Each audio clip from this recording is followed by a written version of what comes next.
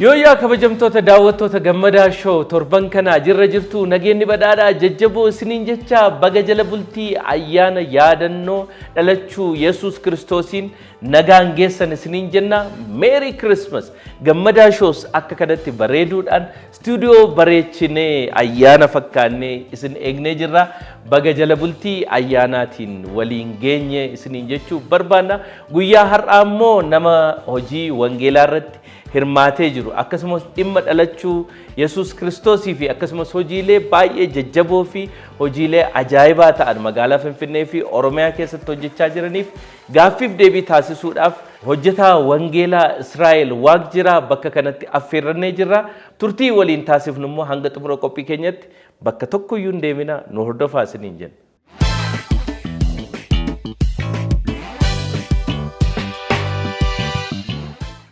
Egaan kabajamtoota daawwattoota keenya sagantaan keenya kun immoo isin biraan akka geenyuuf tumsitoota akkasumas sponsoroota garaagaraa qabna.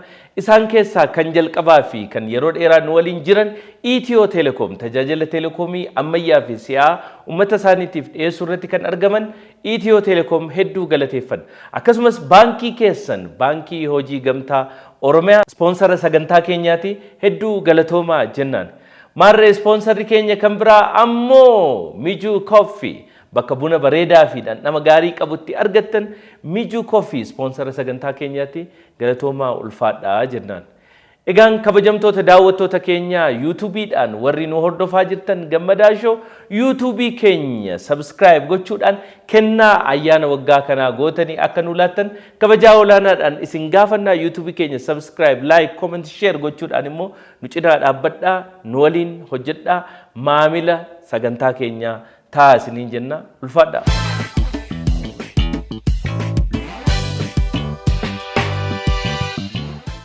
Egaa hojjetaa wangeelaa Israa'el WAKJIRA baga nagaan gara gammadaa show dhufte. Baga nagaanni meetii gammadaa show dhufte baay'een gammadaa. Cheers. Thank you. Egaa guyyaa nuti amma irra jirru kun immoo jala bultii ayyaanaati. Ayyaana dhalachuu Yesuus Kiristoos. Akkasumas namoonni kan ayyaana gannaa kan immoo ayyaana qillee jedhu. Baga jala bultii ayyaana geesse. Thank you galatoomi siin jechuun barbaada. Ayyaana qilleen kuni akka aadaatiin hin fudhatama. Garuu dhalachuun gooftaa Yesuus Kiristoos kiristaanota mara addunyaa keessa jiran immoo dhalachuu isaa ni kabaju jechuudha. Yeroo tokko ayyaanni kun ayyaana gannaa jedhamee afaan Amaariffaatiinis hin beekama. Even afaan Oromootiin gannaa jedhanii yaamu. Kaani guyyaa yaadannoo dhalachuu Yesuus Kiristoosii. Kaan immoo aadaadhaan immoo ayyaana qillee jedhanii kabaju. Maqaa isa kamiin waamuu jaallattati? Ani akka kiristaanaatti dhalachuu gooftaa Yesuus Kiristoosiin akka hojjetaa wangeelaa tokkos isa kanaan waamuu jaalladha. Sababni isaa cubbuu dhala namaa hundumaatiif Kiristoos Yesuus dhufee dallaaloonii keessatti waan dhalateef. Innis sagalee Waaqayyoo gaafanni haasa'uu jalqaba. Jalqabatti Waaqayyo bantiiwwan Waaqaaf samii uumeedha. In the beginning jedha. Ituu urjiin hin jiraatin, ituu samiin hin jiraatin, ituu bishaan hin jiraatin, ituu bineensi hin jiraatin, ituu qurxummiin hin jiraatin, ituu waan tokko duwwaa ta'etu jiru jalqaba kan ture isadha. Inni kun egaa waan bifa hin qabne kana uumee bifatti godhe. So namicha Addaam jedhamu sana uumeeti Eden gannat keessa isa kaa'e. Akka nyaatuuf akka dhuguuf iddoo bareedaa, iddoo warqeen jiru, iddoo urgaa gaarii jiru, iddoo nyaata gaarii jiru achi keessa gaafa isa kaa'u akka kunuunsuuf, akka eeguuf, akka hojjetuuf isa kaa'e. Garuu seexanii isa dogoggorsee baasuudhaan cubbuun addunyaa keessa gale. Addunyaa keessa ergi cubbuun kan galee booda Waaqayyoon dhiisne akkasumatti dubartittiidhaan akkas jedhe. Sanyii keerraa kan dhalatu mataa jawwichaa hin burussa jedhee abdii kenneefi gannata keessaa yookaan itti argama Waaqayyo sana keessaa ba'anii deemanii jechuudha. Egaa erginni kun kana ta'e booddee Waaqayyo callisee isaaniin hin dhiisne abdii wajjin isaan gadhiise. Isaanis hin dhaqanii wal horanii horaa baay'eedhaa jennaan waaqayyo calliseen dhiisnee karaa Abrahaam dhufee Abrahaamin waamee biyya Abrahaam keessa jiru sana immoo namoonni adda addaa waaqa tolfamaa kana hin waaqessu Abrahaamin achi baasee ofiisaa introduce itti godhe. An waaqa jiraataadha ardiif samii kana kan uume. Sanyii keetiin biyyi lafaa qomoon biyyi lafaa hundumtu hin eebbifamaatti hin jedhe. Maalitti hin jedhe sanyii keetiin jedheen. So sanyiin kuni guddachaa dhufee Abrahaam Yisihaaqin dhalchee Yisihaaq Yaaqoobin dhalchee Yaaqoob saba baay'ee ta'anii biyya Egypt dhaqan biyya Masir Oromiffaan. Na biyya Masir sana argii isaan dhaqanii baay'atanii booda waaqayyo akkasitti hin jedhe. Amma hin baatu jedheen. Gara Kana'aanitti deemtuutti hin jedhe. Gaafa deemanii ilaali akkasitti hin jedhe Fara'ooniin immoo humni koo akka sirratti mul'atuuf hin si kaaseedhe. Maqaan koo akka addunyaa keessatti beekamuuf hin si kaaseedhe. Maqaan waaqayyo dur hin beekamu. Inni tokko kana waaqessaa, inni tokko kana waaqessaa, inni tokko kana waaqessaa. So waaqayyo ofiisaa introduce gochuu barbaade, beeksisuu barbaade waaqa jiraataa isa ta'e kana. Akkas godhe gaama. Kottaa baay'ee ergiini bishaan galaana diimaa lafa gogaar isaaniin ceesisee booda akkastu ture bara sanaa akka keessan kana social meediyaan hin jiru televizhiniin hin jiru arra oduu sin dhageessisnaa duraan dursee hangafoota oduu saboonni Israa'el galaana diimaa kana gaafa isaan ce'an loltuun Firoon immoo bishaaniin nyaatamanii kan jedhan kan ibsu hin jiru. So God waaqayyoon eewun fayyadamee traders warra naggaadota gara warra Ismaa'eelaawyaanota kana gara Egypt warra deeman kanatti fayyadameeti Yoosefin warra bitan maaliif yoo jettee naggaadeen bara siyanaa Egyptiin kun akka Ameerikaa ammaati all over the world beekamtuudha. Kanaaf achiitu isaan deemanii waaqayyo akkasittiin jedhe dhageesseetaa maal oduu haaraan qaba oduun kun maal sab Israa'el galaana diimaa waaqi isaanii waaqa waaqolii hundumaa caalii isaaniin ceesiseeti kunoo loltuun Firoon immoo bishaanii nyaataman akkasii tokko tokkotu himuu tokkotu himuu waaqayyo Israa'el jedhamee hin beekame addunyaa irratti. So waaqayyo ammas kanan dhiisne ammas pilaanii jabaa qaba waaqayyoon.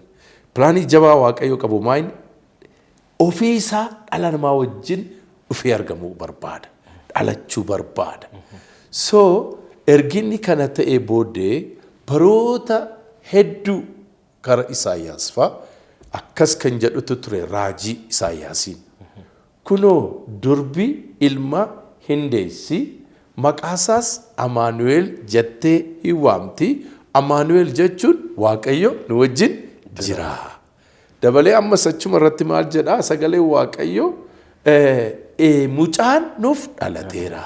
Ilmis nuuf kennameera. Ilaal nuuf dhalateera. Pluraalii haasaa.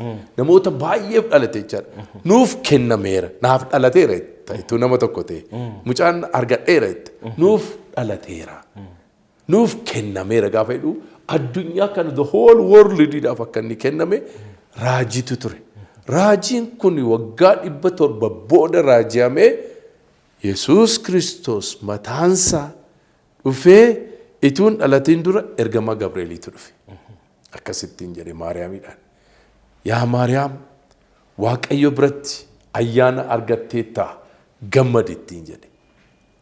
Hinnaate seen. Ayyaana argatteettaa ilma sindeessa maqaasaas Yesuus Kiristoos jettee hin waamtaa jedheen. Ilaali innis saba kana cubbuu isaaniirra hin furaa jedhe. Agarte amma gaa bara sana maaltu ture jettee magaalaa Beeteliheem Yihudaa keessatti mootiin Agustos Qeesar bara Herodos Agustos Qeesar namoonni hundumtuu akka galma'aniif maqaa isaanii akka isaan galma'aniif ajaja baasee ture. So istaatiksii uummata sanaa baruudhaaf natti fakkaata akka ammaa kanatti gaafa achi dhaqanii iddoon hin jiru. So as galte iddoon hin jiru. We don't have a place for you jedhanii iddoo siif hin qabnu jedhan achis hin naqa iddoon hin jiru achis hin naqa iddoon hin jiru achis hin naqa iddoon hin jiru. So maal gochuutu sheerra jira. Lafa dallaa loonii keessatti hidhattee Yesuus Kiristoosiin deesse jechuudha. Akkuma achitti deesseenii ergamaan waaqayyoo hedduu dhaqaniiti warra hoolota tissanitti itti mul'atanii akkas jedhan. Addunyaa maraaf nagaan ta'u Waaqayyoofis galanna ta'u kunoo magaalaa Daawit keessatti mucaan qoricha kan ta'e Yesuus Kiristoos dhalateera jedhan. Ilaali qoricha kan ta'e Yesuus Kiristoos dhalateera jedhan. Isaanis waan ergamaan kun nutti mul'ise dhannee argamu ilaaluu qabna jedhan. Dhaqanii gaafa ilaalan akkuma ergamaa Waaqayyoo isaanitti hime dhaqanii argan. Amma gaa kanarrattis darbee maal agarraa namoota ogeeyyii urjii lakkaa'an tokkotu turedha sagalee Waaqayyoo. Namoonni kun urjii warri lakkaa'an urjii sanaan liid ta'aa dhufan gaggeeffamaa dhufan. Gaggeeffamaa dhufanii mootummaa Herodos bukkee dhaqanii gaafatan. Gaafa mootummaa Herodos bira dhaqanii gaafatanii maayinnee mucaanii mootiin dhalateera. Hinne Herodos mootummaa Herodos irraafameedha sagalee Waaqayyo. Hinne mootiin dhalatee maaloo gaafa dhaqaa laalaatee achi booda kottaa deebi'aa natti maayidhe. Bara sana warra ogeessaa macaafa qulqulluu beekanii warra luboota waamii gaafate eessatti dhalata mootiin kun jedhe.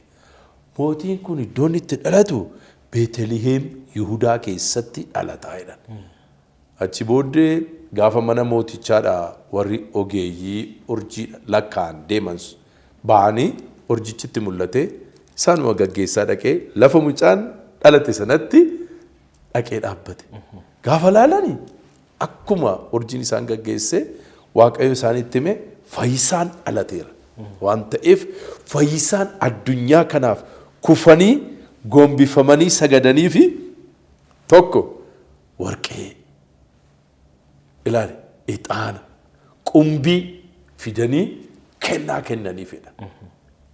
Achi booddee Waaqayyottis galateeffatanii karaa isaanii akka hin deebineef Waaqayyo abjuudhaan waan itti himeef har'a deebi'anii karaa isaanii sokkanii. Dhalachuun Yesuus Kiristoos addunyaa guutuu inni sila Addaam cubbuu hojjeteen har'a dhufee dhala namaa hundumaa dhalachuu isaa duwwaatu hin ta'in egaa amma dhalachuu isaa yoo kabajne iyyuu du'ee miishinii qaba waan ta'eef nuuf Waaqayyoon walitti araarsuudhaaf ifatama cubbuu gochuudhaaf dhalate Kiristoos Yesuus jechuudha. Waaw baay'ee seenaa macaafa qulqulluu anis duraan beeku duubatti deebistee nu yaadachiifte galatoomii. Egaa ayyaanni kun ayyaana yaadannoo dhalachuu Yesuus Kiristoosi. Ayyaana kana immoo akkamittiin kabajuu qaba namni? Ati immoo dhuunfaadhaan akkamittiin kabajja? Amma an akkaataan itti kabajuuf namoonni akka isaan itti kabajanii madaalliin keenya Baayibilii ta'uu qaba. Maaliif yoo jette kun kennaatu nuuf kenname. Yesuus Kiristoos kennaa nuuf kennee maayin lubbuu isaa nuuf kenne. Ani obboleessa qaba, obboleettii qaba, warra karaarra ta'anis jiru, warra bakkee jiranis jiru, warri hin qabnes jiru. Sagalee Waaqayyoo gaafa isaa akkas jedhe beela'ee yoomna nyaachistan, dheebodhee yoomna obaastan, hidhamee yoomna gaafattan, dhukkubsadhee yoon dhuftanii na gaafattan jedhe. Kun jechuun maal jechuudha? Gaafa ayyaana waggaallee kabachuu individualist hin ta'inii. Dhuunfaadhaan hin kabajini. Dhuunfaadhaan hin kabajini. Obboloota kee duukaa kabajii.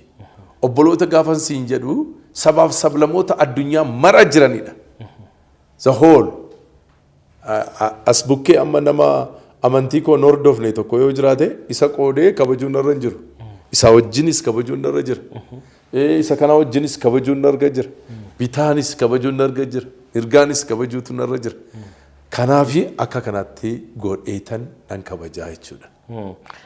Egaa guyyaani Christmas jedhu addunyaa guutuutu kabaja. Waggaa darbe yoo kana ani biyya Dubai jedhamu tokko ture United Arab Emirates. Biyyi suni biyya Arabaati. Biyya amantaan adda addaa keessatti waaqeffatamudha garuu irra caalaan parsantii guddaan biyya amantaa Islaamaa keessa jiru. Garuu addunyaa guutuutu kabaja. Biyya sanattis hin kabajama. Addunyaa bakka adda addaatti kabajama. Keessumaa immoo kennaadhaan kabajama. Christmasiin yookiin immoo dhalachuun gooftaa Yesuus Kiristoos kennaadhaan namoonni walii kennuudhaan kabajamu. Biyya kana keessatti wanti kun baay'ee barameera jettee adda hammam immoo ergaa akkamii qabaa akkamittiin kennaadhaan jaalalaan namoonni kabajuu qabu jettee ergaa akkamii dabarsita? Sirriidha. Innamatti jette kuni isa biblikaal. Waaqayyo Kiristoosiin mataasaa kennaa godhee nuuf kenne. Kiristoos kennaa jireenya bara baraa kan namaati. Is our model, modelii keenyadhaan. Nu immoo ilaali ammas dabalanii warri urjii lakkaa'an sun kennaa fidanii fi dhufan eeguudhaaf gooftaa Yesuusiidhaaf. Kennaa maalii? Warqee, qumbii, ixaana. Nuyis immoo ituu waan qabneen obboleessa keenyaaf kennaa laannee. Kennaan kun immoo maal isa jireenya bara baraa hin qabneef waa'ee jireenya bara baraa itti himnee yookaan waan qabnu irraa sheer yoo gooneef kennaa kanatu walii kennu barreeti maal fida sooshaal laayifii keenya guddisa. Kuni baay'een isaa hin baramne jedhee yaada akka kootti biyya keenya keessatti baay'ee hin baramne. Garuu ituu guddachaa develop ituma ta'aa dhufee ituu namni skriptoo tokkollee haa ta'u kennaa gaafa laattu abalatu kennaa kana naa kenne. Egaa guyyaa har'aa immoo kan gammadaa shoo irratti si affeerree fi hojiilee ati ala kanatti hojjettu hedduu isaa argineeti. Akka hojjetaa wangeelaattis hojjetaa wangeelaa qofatu hin ta'ini hojiiwwan adda addaati kan hojjettu piroodiisaroonni kosii kan natti himanii daandii gubbaarratti konkolaataadhaan ispiikariidhaan bakka adda addaa deemuudhaan hojiilee wangeelas namatti lallabuu namatti himuu dabalataan immoo hojiilee hedduu kan biraas hojjeta namni kuni fakkeenya guddaadha inniyyuu kennaa guddaadha jedhanii siin nutti himaniiti gara kanatti kan si affeerre mee hojjetaa wangeelaa Israa'el WAKJIRA hojii amma wangeelaa yookiin hojii amantaa babal'isuu amantaa isaa namoonni akka fudhatan taasisuudhaan cinatti hojii maaliif hojjettaa maaliin kan namni caalaan si beeku? Ani afaan torban danda'a. Afaan torba? Torban danda'a. Oh. Garuu afaan afuriin nan lallaba. Okay. Afaan afuriin ergaa koos nan dabarsa. Fakkeenyaaf afaan ittiin hiikkadhee afaan Oromoo, afaan Amaariffaa, afaan English, Arabiffaa, afaan Somaalee, afaan warra Benishangul, afaan warra Swahili language, warra Kenya, torban danda'a jechuudha. Kukuyyuun achuma keessa gosa tokkodha isaan. Malee Swahiliin afaan walii galaa. Swahiliin kuni afaan Eastern Africa kan Tanzania, Kenya, yes, Uganda. Inaasa'u kana jechuudha. So amma gaa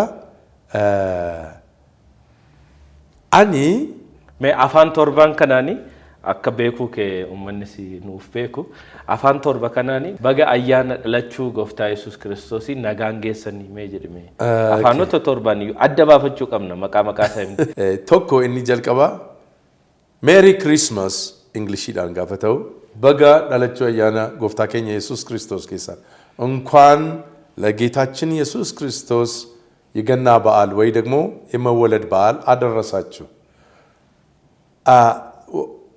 أنا بقول لكم السلام عليكم شان المسيح عيسى مولود للدنيا ده كله كنا ربي فيتشال أفان أفريقيانين سيجاد أماف سبب إسا يسوع كريستوسين أفان أفرين واني للبوف جتشو أربعين سكاني نبض ولكسن سينجتشو نندن أفان سومالي داني نبض ولكسن جتشو نجادا أبارياكو سينجتشو نندن أفان ورا كسواهيلي داني Jambo niaje bana jambo sana sinjechu danda'u imman qabani indagana deebisee immoo afaan warra Benishangulidhaani atuma bishiyaa saansii adwa jechuus nan danda'a jechuudha. Atuma bishiyaa saansii adwa ani Benishangulitti dhaladhe carraa kanaan.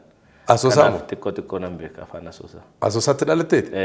Anis asoosaatti dhaladhee guddadhe. Okay. Inna asoosaa sana keessa baay'een jaalladha ummata warra Benishangul sana baay'ee gaariidha sa'aatii kanaan baga ayyaana dhalachuu gooftaa Yesuus Kiristoos geessan jechuudha warra asoosaa wala garree jirra dhalachuu gooftaa Yesuus Kiristoosiin nagaan geessan yes inni afaani Benishangul jette sila sura akka atuma bishiya shansin atu hibbanga assalamu alaikum inqalatu amadindu thayu shansin atu ahibatu jiru ifamana goda zayu maalifis jedhe warri Benishangul kuni lixa wallaggaa naannoo asoosaa mangee la fayyadamuttiin dhaladheeni mangee sana keessatti ummati kun baay'ee gaariidha bara durii baankiin hin jiru amma sitti kan sitti barbaadu xiqqoo baankiin hin jiru abbo awwaqee fi abbo biraanuu warra jedhamtu damooza barsiisaa kana baatanii deemu shaantaadhaan baay'ee honest ta'uu isaaniitiin kan ka'e namni tokkollee kan isaanitti bu'uun jiru gaxarii warra Benishangul keessa gaafa isaan dhaqanii damooza kana kaffalanii jechuudha. Kanaaf inni gaarummaa isaanii ibsuu barbaade kana fakkaataa. Egaa dubbii afaanitti yeroo deebinu afaanota torba beekta. Afaanota torba keessaa garuu afuriin walqixxee ergaa ittiin dabarsuu dandeessa yeroo baay'ee. Yes. Yaadi kun akkamittiin si dhufe ergaa immoo akkamii dabarsita? Ergaa ani dabarsu afaan afuriin yoo jiraate wangeeladha. Wangeelarraa adda kan ta'e immoo fakkeenyaaf waa'ee tiraafikaa sabab isaa hojiin koo hoolistikiidha. Hoolistik gaafa isin jedhu waan hundumaa kan hammateedha. Tiraafika nan barsiisa, fayyaa nan barsiisa, dhiiga arjoomuu nan barsiisa. Tiraafika kana maalirraa kaatee barsiisuu jalqabde yoo jettee na gaafatte balaa tiraafikaan namoota lubbuu baay'eetu darba. Guyyaa guyyaatti dhageenya iddoo akkasii takkastu ta'e jedhama. Torbanuma kana keessa iyyuu nama 71 bakka tokkotti du'eera. Dhugaa. Kanaafi maayikii kana qabadhee makiinaa kootiin adeemaa magaalaa Finfinnee kana keessa duwwaas miti asii amma Hawaasa Yaabeelloo asii amma Benishangul Asoosaa naannoo Itoophiyaa kana keessa Oromiyaa kana keessas naanna'een waa'ee tokko waa'ee tiraafikaan barsiisa. Gaafa tiraafika barsiisu akkasin jedha karaarra dhaabbadhee jechuudha. Warri miillaan deemtan bitaaf mirga keessan ilaallachaa zibraarra ce'aa. Konkolaachistoon warra miillaan deemaniif dursa kennaafi. Caatii qama'uun dhugaatii dhuguudhaan hin konkolaachisinaa. Lubbuu ajjeesuuf qaama hir'isuun Waaqayyo biratti cubbuu mootummaa biratti yakka waan ta'eef waliin taanee balaa tiraafikaa ittisnuun jedha. Kanagaa naannoo sana keessa Oromoonni jiru taanaan afaan Oromootiin bal'inaan ni hima. Naannoo sana keessa Amaariffaa warra Amaariffaa duwwaa dhagaantu jira taanaan Amaariffaan nan jedhaaf. Amma naannoo Boolee Madaaniyaalam warra Sooriyaatu jira. Biyya Itoophiyaadhaa warra dhufanii isaaniin immoo baay'ee isaaniif Arabiffaan himaa jechuudha. Maaliifi tokko beekus qabu. Namoonni kuni balaadhaan du'uu hin qabu. Du'a baqatanii eddana dhufanii namoonni kam immoo du'uus hin qabu akka kootti. Sababi isaa Waaqayyo dhala namaa fayyisuuf dhufe malee akka namni du'u hin barbaadu Waaqayyo. Balaa tiraafikaa ilaalchisee kanan jedha. Inni kan biraan immoo fayyaa ilaalchisee. Inni jalqabaa naannoo keessanitti jedha. Naannoo keessan inshuraansiin fayyaa jira. Inshuraansii fayyaa dhaqaa bitadhaa. Yoo dhukkubsattan gatii xiqqaadhaan yaalamtu. Hundumarraa immoo mana yaalii isin dhiyoo jirutti bara siyanaa silent killer kan jedhamutu jira. Tun beekin kan si ajjeesu. Fakkeenyaaf kolesteroolii ilaalamaa, sukkaara ilaalamaa, dhiibbaa dhiigaa ilaalamaa. Namni yoo konkolaataa qabaate konkolaataa isaa sarviis godha. Ofii isaa garuu dhaqeeti sarviisiif hin gadu jechaadha. Kanaaf gidduutti dhaqee ilaalamu hamma kufutti eeggatan. Amma kufutti eeggata. Kun immoo isaa silaa dhaqeeti haala inni ofirra jiru sana baree yaalamuutu danda'u ergi kufee booddee yoo dhaqee of fayyisuu dadhabaa jechuudha. Kanaaf ituu kun isa mudatiin dura dhaqaa ilaalamaa. Warri baasiidhaan deemtanii warri miinii baasiidhaan deemtanii foddaa banadhaa. Sababi isaa ooyi adda addaa jira. Ooyi adda addaa gaafa jiru maaltu ta'a dhukkubi adda addaa tokko tokkotti darba. Kanaaf foddaa keessan banadhaa jedheetan bal'inaan kana gaafan barsiisu dabalee immoo qulqullina ofii keessanis eeggadhaa. Qulqullina ofii dhuunfaa fi qulqullina naannoo. Yes. Qulqullina dhuunfaa, qulqullina naannoo. Indagana dabalatee waanuma hojjennu hundumaallee qulqullummaan gaafa ta'u milkaa'umsa arganna. Kanaafaa bal'inaan nan barsiisa jechaadha. Inni kan biraanii waa'ee dhiigaadha. Dhiigi kuni addunyaa keessa fabricated blood hin jiru kan namaa. Addunyaan qaroomtee deemteetti jedhama. Gaafa ilaaltu garuu addunyaan kun kan isheen qaroomtee deemte maaliini? Teknooloojii adda addaani, meeshaa adda addaa oomishuudhaani yookaan waan adda addaatiin malee dhiiga namaa kan oomishu ammatti faabrikaan tokko hin jiru. Ajaa'iba! Dhiiga artifishaaliin oomishuu hin danda'amu? Hin danda'amu. Dooktoriin maal siin jedha? Baay'ee dhiigaa hir'ina dhiigaa waan qabduuf midhaan gaarii waan babbareedduu see nyaadhu siin jedha. Alles dooktoriin akkas siin jedha.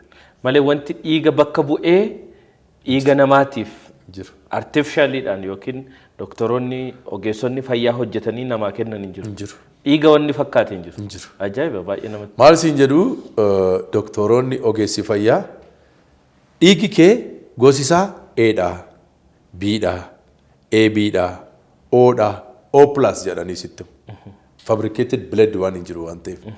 Kanaaf tarii replace gochuu ni danda'u kaleefaa fuudhanii tokko irraa tokkotti gashanii. Garuu dhiiga kan fakkaate ammammaatti hin jiru. Kan si dhibu biyya keenya keessatti manni yaalaa baay'ee hin jiru. Ga'aa miti inni jiru xiqqoo. Haadholiin immoo dhala nama uumuuf jedhaniiti dhiiga baay'ee dhangala'aa gaafa mucaa dhalan. Gaafa mucaa daanee jechuudha. Kanaaf dhabiinsi dhiigaa baay'eetu jira. Hin rakkatu. Lubbuun isaaniis hin darba. Ambulaansiin lafa mana yaalaatti geessitee kan ittiin mucaan ittiin yaalanii deessisan baay'een isaanii hin jiru.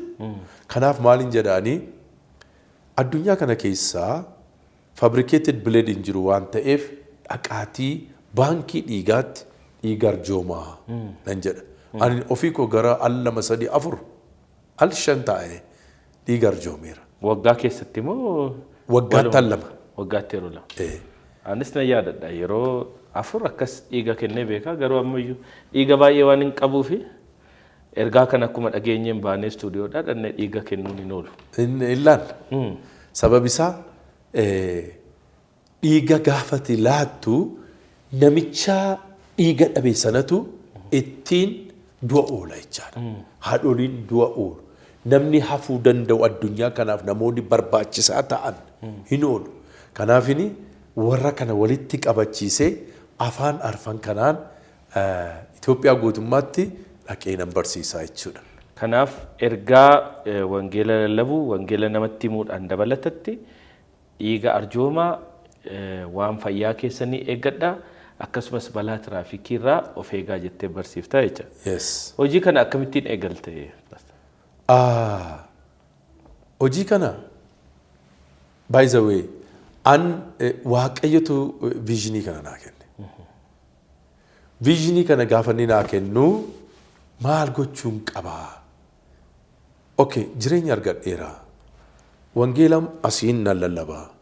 Namoota kaaniif immoo biyya kanaafis bu'aa maalii buusuutu narra jira. Akkam godheen qaqqabaa. Ummata kanas tajaajiluutu narra jira. Wangeelarraa ala kan ta'e kana waan kana ilaalsisee biyya kootiif bu'aa maalii buusuutu narra jira. Saba kootiif bu'aa maalii buusuutu narra jira. Viijinii kana fuudhee ka'eetanii namoota hundumaatti barsiisuutu narra jira jedheen waaqayyo viijinii inni naa kenne kanaanii abjuu koo jiraachuun jalqabee jechuudha. Kanaaf hojii tamma hojjettu nama yeroo barsiistu namni yeroo sirraa dhaga'u si gammachiisa jechuudha. Hedduu. Namni anaaf gammaduunsa qabeenyaa naa caaludha. Namni immoo ergaa ati yeroo sana bakka daandii irra deemte yeroo ati ergaa dabarsitu namni sirraa dhaga'ee jijjiirama wayii fide yookiin dhuga ba'umsi wayii yeroo akkasii dhiiga kenne ati jennaan sirraa dhageen dhiiga kenne yookiin balaarraa of eege jedhee faa deebi'ee sitti bufaa carraa akkasii faa argatte beekta? Jiru. Respondii namootarraa kan nan argadhe jiru.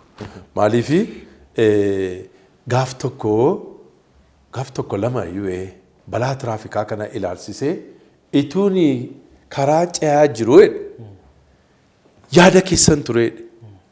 Yaada keessa waan hin tureef gaafa ati achi sana dhaabbattee haasoftu ofitti deebi'eetan balaa konkolaataa sana mudachuuf ka'een ofirratti deebi'e. Innaa barsiisummaa kee kun lubbuu koo na oolchee warri jedhanis jiru warri dhaqanis dhiiga arjoomanis jiru jechuudha. Egaa carraa kanaani namoonni dhiiga arjoomuudhaan beekaman keessumaa addunyaa irratti taphattoota kubbaa miilaa jiran keessaa Kiristiyaanoo Roonaaldoo gurbaan jedhanii baay'ee dhiiga arjoomuudhaan beekama. Inumaa dhagna isaarratti taatoo adda addaa gochuu dhiisuu kan inni filate dhiiga hedduu arjoomuu waan barbaaduuf. Namoonni baay'een dhiiga arjoomuu isaaniitti gammadan jiru. Akkuma kanammoo daawwattoota keenya keessas hedduun isaanii of taajjabuus danda'u. Guyyaa tokko nama tokkoof dhiiga kennanii kan hin beekne immoo jiru. Namoota akkasiitiif ergaa akkamii dabarsita? Dhiiga yeroo meeqa kennuu danda'a namni waggaa keessatti fa'aa waan? Dhiiga waggaatti al lamas yoo laatte waan si miidhuu hin qabu. Maaliifi iddoo bu'a bakka bu'a. Hanga furitti iyyuu kennuu hin danda'ama jiru. Amma furitti waggaatti ala fur kennuu hin dandeessa. Ji'a sadiitti jechuudha. Isuma kana iyyuu achuma teessee iddoo bakka bu'u dhiigaa miriindaan sii kennama achumatti iyyuu. Miriindaa sana dhuddee yookaan nyaatuma adda addaadhuma dhuddee iyyuu laachuu ni dandeessa. Maaliifi mental satisfaction ni argatta. Lubbuu nama tokkoo hambisaa jiraachuu kee. Lubbuu nama tokkoon baraaree. Kanaafi sammuun kee boqonnaa cimaa in argata jechuudha. Kanaafi namoonni amma ammaatti dhaqanii dhiigan laanne akka kootti hin hubanne. Maaloo hubadhaa, maaloo dhaqaa kennaa, lubbuu tokko hambisaa. Lama sadi yoo hafeeyyuu lubbuu tokko hambisuudhaanii walaa gargaarru, waliif dhaabbannu jedheen dhaamsa. Egaa carraa kanaanii namoonni dhiiga hanga ammaatti arjoomtanii hin beekne adaraa keessan dhaqaatii dhiiga arjooma. Anis waadaa kanan seenu dhiiga arjoomee sinitti agarsiisuuf barbaada. Sababiin isaa wanni dhiiga arjoomuu kun nama baay'ee dhukkubsatee du'aaf jireenya gidduu jiruufi kan dhiigni kennamu. Nama baay'eetti hammaate, nama dhiiga dhabe. Kanaaf yoo dhiiga keessan fudhateen fayya jechuudha namni sun. Yookiin bakka jiru wayii tokkotti deebi'a jechuudha. Egaa hojii kana yeroo hojjettu biirooleen dhimmi ilaallatu immoo jira. Fakkeenyaaf hojii fayyaa yeroo hojjettu biiroo fayyaatu jira. Biiroo fayyaa Oromiyaa ta'uu danda'a, kan federaalaa, kan Finfinnee ta'uu danda'a. Akkasumas hojii tiraafikaa yeroo hojjettu biiroolee tiraafikaatu jiru. Akkasumas baankii dhiigaa jira. Warra kana waliin walitti dhufeenya hojii biiroolee kana wajjin uummattee hojjette qabda hangammatti? Kan tiraafikaa wajjin uummadhee hojjedheera. Naannoo Buraayyuu keessatti warra jiran baay'ee hundumti isaanii Buraayyuu gaafa siin jedhu guutummaa isaa Shawaa Meedaan jira, Keellaan jira, naannoo Saansuusiin jira, naannoo what we call it Kattaan jira. Dabalee Finfinnee kana keessa Piyaasaa nan dhufaa. Madaaniyaalamii nan deema. Boolee kana keessa guutummaa Finfinnee kana keessa hundumaa nan deema. Garuu baay'inaan kan inni hojjedhu warra Oromiyaa keessa jiraniidha. Sababi isaa balaan tiraafikaa bakkeedha baay'een isaa kan inni jiru. Warra dana keessaa tiraafikoonni wanti qabu, maayikiraafoonii qabu, makiinaas qabu, darbanii hin barsiisu. Warri kaan garuu warra fakkeenyaaf baadiyyaa keessa jiran achis nan naqa. Warri baadiyyaa keessa jiran hubannaa kanaan qaban. Gaafa dhaqee dhaabbadhee fakkeenyaaf lixa Wallaggaa kana Laqqamteessa ta'uu, Gimbiisa ta'uu, Najjoosa ta'uu deemee achitti barsiiseera. Amma Mandiifaa Asoosaafaa dirasitti jechuudha. Innaa namoonni kuni hubannaa baay'ee isaan barbaachisa. Ni beeku of course garuu baay'umaan immoo gadi fageenyaan akka isaan hubannaa kana qabaatan warra tiraafikaa duukaa hojjedheera. Warra dhiiga arjoomuu kan Oromiyaa naa bilbilanii kana dura wajjin deemnee akka wajjin hojjennuuf waliin haasofnee jirra. daballee immoo akkuma ammatti jettee fayyaa ilaalsise. Fayyaa ilaalsisee warri Oromiyaa kanas biiroo Oromiyaa hin deemne bargat garuu deemuudhaaf isaan wajjin hojjechuudhaaf carraa guddaa qaba. Dabalee ijoolleetu jira. Ijoollee warra daa'imman olmaa daa'imaniif dubartootaa dhaqee haasofsiisee ijoolleen kun karaarraa ka'uu qabu. Sababi isaa addana ta'anii kadhachuun qabanii. Ijoolleen kun nyaata isaan barbaachisaa. Dabalanii ijoolleen kun barachuutu isaan irra jira jedhee ijoollee sana walitti qabee namootarraa uffata adda addaa fidee isaaniif firee daabboo bitee fi kennee fi isaaniin dhaqee haasofsiisee furmaata addaa kennaafi. Hundaa'umna jaallatanii wajjin hojjennaa nama akkasii dukaa hin barbaannaa amma jedhanitti wajjin akka hojjennuuf waliin haasofne hojjechaa jirra. Hojiin ati dhuunfaadhaan galiitti argattu maali ammatti hojjetu jettu keessa? Ani duraani hojii dhuunfaa kan mataa kootiin qabaan ture. Egaa gaafa special calling waan jedhamutu jira. Waamicha adda. Ani nama dhibaa'u barbaadu. Hojii hojjechuutti nan amana. Maaliif waamicha Waaqayyo keessatti gaafa ammatti tajaajilaa taatu akka Phaawulos fa'aa dunkaana hodhitee tajaajiluu ni dandeessa. Akka Elsaayi fa'aa immoo qabeenyaatti qabdu hundumaa aarsaa gootee Waaqayyoodhaaf of laattee hojjechuu ni dandeessa. Egaa amma ni haalaan irra jiru kanaan dura baajaajii fa'aa hojjechaa ture kan mataa kootii guddaa tokkoon qabaa ture. Hojii duratti hin dhibaa'u jechaadha. Dabalee hojiidhuma adda addaa waajjirmoota adda addaa galee nan hojjedhaan ture. Hojii wangeelarraa ala. Garuu Waaqayyo maal naan jedhe amma special callingii waan hin qabuu fi hojii koo duwwaa fi hojiin amma sitti kenne uummata kana qaqqabsiisu sirra jira naan jedhee. Ergaa kana uummataan biraan gahu. Ergaa kana uummataan gahaa jira. Egaa ergaa kana yeroo uummataan bira geessu immoo namni bajeta adda addaa barbaachisa. Amma konkolaataa dhuunfaa keetiin boba'aatu jira, bakka adda addaa deemutu jira, hojii biraa hojjechuu dhiiftee hojiiwwan amma jettu kana hojjechuudhaaf kanatti cichitee hojjechaa jirtu. Isa kanatto hanga ammaatti ispoonsaroota dhaabbilee adda addaa wajjin taatee hojii kana jabeessu, hojii kana si qofatu hin ta'in namoonni biroollee akka hojjetan awarenessiin akka uumamu, namni uummanni keenya akka beekumsa gahaa argatu, tiraafikarraa akka of eeggatu, dhiiga arjoomuu akka danda'u, fayyaasaa eeggachuu akka danda'u irratti hojjettu kana hojiin ispoonsarshiippiidhaan hanga ammaatti hojjette jira fuulduratti maal yaadda? Amma ammaatti hojiin namoonni na duukaa dhaabbatan hin jiran. Akkamittiin hojii kana keessaa galuu dandeesse, konkolaataa kana akkamittiin bituu dandeesse, akkamittiin bajeta isaa fidde kan jedhu gaaffii uumuu danda'a. Garuu warra kootu turan. Qabeenyaa qabu turan. Qabeenyaa isaanii gaafa isaan lubbuu isaanii biyya lafaa kanarraa darbee dhaalatu naga'e. Dhaala xiqqoo tokko jechuudha. Isaanii mtaarboo bitadhe. Mtaarboo bitadheen karaa irratti lallaba. Dhaqee uummatuma kana geessisuun narra jira. Maaliif Waaqayyo mul'ata naa kenneera. Waaqayyo waan adda addaa naa kenneera. Kanaaf dhaala kanaan fuudheetan ituman hojjechaa jiru maal jechaa jiru mtaarboo gosa dayuu fuudhanii guddaa tokkoon qabaa ture karaarra dhaabbadhee galgala gaafa galuu nan dafqaa warri miinibaasii atis furdaa mtaarboon keessa furdaa sinfee dhufaanaan jedhu achi booda ayi rakkoon hin jiru gaaf tokko makiinaa nan bitadhaan jedhaan achi mana gaafa galuu bishaan dhiqaa takka takkaan argatta qulqullaa'uu qabda qulqullina kee eeggachuu qabda. Tokkoffaa wangeela lallabdaa, lammaffaa waa'ee tiraafikaa, waa'ee dhiigaa, waa'ee fayyaa fa'aa barsiista waan ta'eef ati mataan kee pirootokoolii kee eeggachuu sirra jira waan ta'eef kanafaatuun gochaa jiru mtaarboo sanallee waan ittiin bitu nan dhabe jechuudha. Ituman jedhu haadha manaa kootiif gurmaamtee lafatu kennameef. Lafa sana gurgurreeti maaloo makiinaa kanaanii naannee wangeela hojjedhaa jedheen amansiise ishee. Isheen immoo baay'ee kennamtuudha. Tushen hin jirtu yoo ta'e thank you jechuun nan barbaada. Carraa kana galatoomi. Galatoomi baay'ee waaqayyo si haa eebbisu.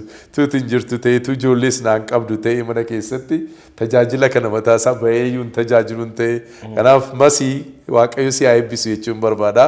Galatoomi sababi isaa dudduuba koo tushen hin jirtu ta'e an baay'ee akkasiin lallabu jechuudha. Uummata kanattis ergaa kana hin geessisu jechuudha. Achi namni na gargaaru tokko hin jiru. Waldaa Mulwangeellan dhaqaa. Miseensaan hin jira. Damoozan qabu achi. Yoo waldaan damoozanaa kaffalti ta'e sa'aatii akkasitti biiroo galii dhaqee baluudhaaf kadhadhu dhaqiitii akkas godhiinaa jetti. Waaqayyo immoo asii ka'ii amboo dhaqii barsiisiinaa jedha. Waaqayyo immoo asii ka'iitii dhaqiitii hawaasaa barsiiseedha. Yookaan immoo maqii barsiiseedha. Yookaan immoo adaamaa barsiiseedha. Yookaan bishooftuu naan jedha. Yookaan iddoo kana hundumaan siin jedhu kun amma buttaa jiraatti deemeera. Kanaaf waaqayyo lafa inni na erge sananii deemaa jechuudha. Kanaaf amma muntaar booniyyuu na jalaa caccabee Facebook irratti iyyuu gadhiiseen ture namoota adda addaa warri jiraattan na gargaara jedhee namni na bukkee dhaabbate tokko hin jiru. So amma mataasaa waan an qabu qabeenyaan sun harkaa dhumee almost dhaabbiirra hin jira jechaadha. Kanaaf namoonni naa wajjin hojjechuu barbaadan tokko hojii waaqayyoos haa ta'u hojii holistikii kana dhiigas arjoomuu dabalatee fayyaas haa ta'u tiraafikas haa ta'u waan hin barsiisuuf naa wajjin yoo dhuftanii hojjettanii bu'aa guddaa buufattu malee hin kassartanii jedha. Universal donors warri gochuus danda'anis jiraachuu danda'u addunyaa kana keessa. Kanaaf kottaa naa wajjin hojjedhaa jechuun barbaada. Egaa ati kana dura biyya baqaas turteetta. Jireenyi biyya baqaa suni na haa ga'u jettee deebitee hojii kana hojjechaa jirta. Akkam ture wanni suni mudannoon yeroo sana faasi mudatee jira. Iccitiin dhageerra. Baay'ee kan si dhibu gaafa biyya kee keessa jiraattu ulfina qabda. Biyya kee dhaabateennaan ulfina hin qabdu. An biyya alaa deemuudhaaf Kanada, Ameerikaa, Austraaliyaa jireenya fooyyessuu barbaadeen deeme. Inni jalqabaa karuma moyyaalee kanan deemen. Keeniyaan dhaqe. Gaafa Keeniyaa deemtu poolisii Keeniyaa akkas si jedha. Wewe kuja baanaa si jedha. Kottu si jechuudha. Lette beese si jedha. You came from where si jedha jalqaba. I just came from Ethiopia. Ethiopiaadhaan dhufe. Do you have a passport? Yes, I have a passport. Passportii qabdaa si jedha. Kun itti gaafatti agarsiistu. Me I don't want passport. Birrii fidi si jedha. Yoo birrii laattuuf ta'e siidha. Ilaali. Kanaaf ani gaaf tokko akkas hin jedheen waa'ee seenaa Itoophiyaa fi waa'ee seenaan iddoo sadiitti rama by the way. World history, African history, Ethiopian history. African history keessatti Itoophiyaan Keeniyaa gargaarteetti. Keeniyaa akkamittiin gargaartee bara colonizationii Jomo Kenyaattaan addana ture. Haile Sillaasee Avenue kan jedhamu streetiin jira Keeniyaa keessa. Maaliif akkas nu gootu gaafa jettee isaanitti himtu kana sin dhaga'an. Kanaaf baqataan biyya isaa keessatti yoo hojjete mirga qaba. Baqataan biyya isaa kana keessatti sammuu isaa haaressee yoo hojjete ulfina qaba. Biyya keedhaa baatee ennaan ulfina hin qabdu. Kanaaf jireenyi baqattummaa waggaa meeqa turte jireenya? Waggaa 8.5 almost waggaa 10. Waggaa 8.5 baqarra eegasii deebite jechuudha. Eegasii deebi'e. Egaa amma hojii amma hojjechaa jirtu kanatti biyya baqaatis deebiteetta amma hojii baay'ee bareedaa fi dhugaa dubbachuudhaaf namoota dadammaqsuu namoonni akka waa beekan gochuun hojii guddaadha waan ta'eef hojii kanarratti ammoo rakkoo bu'aa bayii hedduutu nama mudata. Chaalenjiin rakkoo erga hojii kanatti deebitee amma hojjechaa jirtu kana keessatti rakkoon addaa yookiin chaalenjiin si mudatee baay'ee waan kana dhaabuun qabafaa jettee murteessitefaa jira? Jira. Chaalenjii akkamiitu na mudatee faayinaanshaaliin na mudateera. Dabalees immoo akkamittiin akkan hojjedhu mataasaa namoonni tokko tokko amma fakkeenyaa fi achi lixa wallagga deemee gaafa dhufe karaa irratti chaalenjiin inni mudate maa inni ituun deemaa jiru faarfachiisaan deema. Makiinaa koorra ambaasaaddari nagaa kan jedhu alaabaa adii qaba. Ambaasaaddari nagaan kun maa inni jedhanii na gaafatan dhaabanii. Ambaasaaddari nagaa jechuuni hangafa nagaa kan ta'e Gooftaa Yesuus Kiristoos biraan nagaa isiniif dhufe. Kanaafi nagaa kana fudhadhaa. Nagaan abbootiif haa ta'u, haadholiif haa ta'u, jaarsoliif haa ta'u, shamarraniif haa ta'u, nagaan biyyaaf haa ta'u, nagaan horiif haa ta'u, bosonaaf haa ta'u, maaliif haa ta'u, hundumaa nagaan hundumaa keenyaaf haa ta'u gaafa jedhu chaalenjii sana mudate sana nan ba'e jechuudha. Salphaatti hin darbe. Ituuni alaabaa sana ambaasaaddari nagaa kan jedhu sana hin qabaanne ta'eeti chaalenjii kana keessa hin darbu ture jechuudha. Kanaaf chaalenjiin na mudate kana fakkaata. Egaa guyyaan har'aa guyyaa ayyaanaati. Akkuma sila jenne akka hojjetaa wangeelaa tokkotti immoo ergaa akkamii dabarsita guyyaa ayyaanaa kanaati? Maal jettaan uummata nu daawwachaa jiru kanaan ergaa akkamii dabarsitaaf? An kan hin jedhu ergaa guddaa ani qabu walaa yaadan waliif jiraan gaafa kabajnu immoo obboloota keenya ayaadan haala adda addaa kana keessa akkuma dabarrutti hundumti keenya individualist duwwaan ta'in ollaa keenya ilaallu naannoo keenya ilaallu sababisaa naannoo keenya gaafa nu ilaallu obboleessa keenya dhabee rakkata kana habarsiisnu inni hojii hin qabne akka hojii ummatuuf abarsiisnu sababisaa namni tokko sammuun isaa yoo haara'ee yoo dhaqee hojii hundumaa nan hojjedha jedhee kakka'e sammuun isaa hojii salphaatti hojjechuu danda'a. Naannoo isaa akka ilaalu godha. Naannoo isaa ilaalee akkamittiin ofii koo jijjiirama ofii kootti fidaa jedhee haa yaadu. Jijjiirama fakkeenyaaf nam tokko birrii 100, 200, 200, 500 eega. Inni kun immoo intiniin godhu maaliin maqaan isaa kun isaaf waan isa fayyadu hin jiru. Sammuu isaatti deebi'ee dhufeeti haara'ee akka naannoo isaa ilaalee hojii hojjetu godha. Gammadaa baga geessanii walaa jaallannu jechuun barbaada. Fuuldurattoo karoorri kee maali? Maal gochuudhaaf yaada qabda? Good. Future planning koo maa inni jette tokko an ijoollee daa'iman karaarra jiran kana kaasu. Gosa amantii kamiin ta'an dhala namaa kan ta'e zohoon karaarraa kaasee gargaaruu. Warra jaarsolii dadhaban warra akkasii kana gargaaruu. Dabalee namoota rakkatan bira qaqqabuu future planning kootu qabaadhe ituu nyaachise hojii waaqayyo jaallatu kana keessaa tokkotu hojjedhe garaan koo na boqota. Sababi isaa maaliifi akkan kanaan dura sila sittime beelee yoomna nyaachistan dheebodhee yoomna obaastanii hidhamee yoomna gaafattan jedha. Jireenyi amalli waaqayyoo namaaf jiraachuudha. Namaaf jiraachuun barbaadaman. Egaa karooraati karoorfatte kana waaqni siifa milkeessu jenna.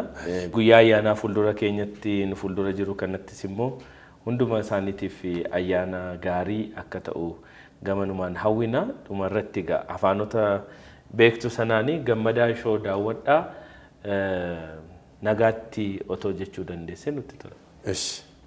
ኢትዮ ቴሌኮም ባንኪ hojii gamtaa ኦሮሚyaa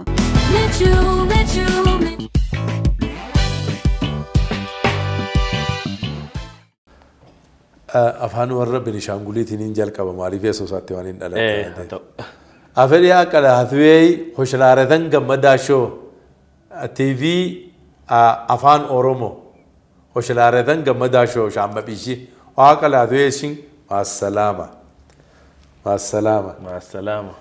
دايرة كلكم باللغة العربية شانين تشوفوا جمدا شو في التلفزيون في أفان أورومو السبب بقول لكم زيدا شانيندو الدرس كثير يعني أقول لكم برضو مع السلامة السلامة هاي أكسس نينجتشون بربادا أفان أوروموداني غمدا شو داودا إلالا سببيسا برومسا غاري نماكننا نموتا ججبو إيسيس إمو غافين غافتشيسا برومسا أددوان الرارغنوف تي في أفان أورومودا الرائلالا أمست غاري تولانيس نينجانا I would like to say by English language to see GAMMADAA show entertainment because he's bringing a strong man. He's making an interview here. That's why if you go and open AFAAN Oromo TV, you will get GAMMADAA show. So I would like to say goodbye. Thank you very much. May God bless you. በአማርኛ ቋንቋ እንዲላችኋለሁ GAMMADAA show እንድትመለከቱ ጋብዛችኋለሁ ከአፋን ኦሮሞ ቲቪ ላይ ምክንያቱም GAMMADAA show የሚያቀርባቸው መልካም ትምህርቶች አሉ እንዲሁም ደግሞ ጠንካራ የሆኑ ሰዎችን አቅርቦ በGAMMADAA show ላይ ኢንተርቪው ሲያደርግ ብዙ ትምህርቶችን እናገኛለን ብዙ ቃለ መጠይቆች በሚደረጉበት ወቅት ያው እንደሚታወቀው ትምህርት ቀጥተኛና ቀጥተኛ ባልሆነ መንገድ ስለሚገኝ ብዙ ትምህርት እናገኛለን ላለው እስከዛው ድረስ በሰላም ቆዩ አመሰግናለሁ thank you very much ነጋቲ ጋሪቲ ሆጀታ ወንጌላ እስራኤል ዋቅጅራ ቱርቲ ባየ በሬዳ ፊ ሐወታን ወሊን ታስፍቴ ፊ አከሱመስ ኤርጋወን ጀጀቦ ጉያራን ወሊን ታስፍቴ ፊ ገለቶሚ ኡልፋዱ ሲንጀና ኢጋን ከበጀምቶ ተዳውቶ ተከኛ በጋ አያነ ያደኖ ደለቹ ጎፍታ ኢየሱስ ክርስቶስ ነጋን ሲንጌ ዮኪን baga ayyaana qillee nagaan geessan isiniin jecha GAMMADAA show jalabultii ayyaana qillee kan guyyaa har'aa qopheeffanne sagantaan keenya kana fakkaatu ture hanga xumura qophii keenyatti nu waliin waan turtaniif ulfaadhaa isiniin jenna GAMMADAA show irratti immoo oomisha keessan akkasumas tajaajila keessan beeksifachuu kan barbaadan karaa lakkoofsa bilbilaa as jala isinii keenyu haloo nuun jechuun nu qunnamaa isiniin jenna GAMMADAA show kan torban kana kanuma nagaatti